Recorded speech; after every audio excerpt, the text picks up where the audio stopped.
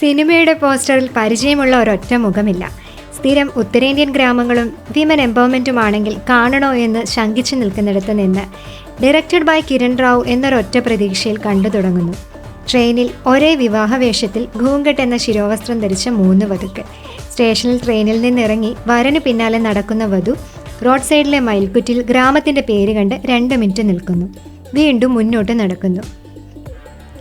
തികച്ചും ഗ്രാമീണയായ പെൺകുട്ടി തൻ്റെ ജീവിതത്തിലെ സുപ്രധാനമായ വിവാഹ ദിവസം സ്ഥലം മാറി അപരിചിതമായ മറ്റൊരിടത്ത് ചെന്നുപെട്ടിട്ടും അവൾ എന്തിനു മുന്നോട്ട് നടന്നു, ഇത്ര വലിയ റിസ്ക് എടുത്തു എന്ന ചോദ്യത്തിൻ്റെ ഉത്തരമാണ് ലപത ലേഡീസ്.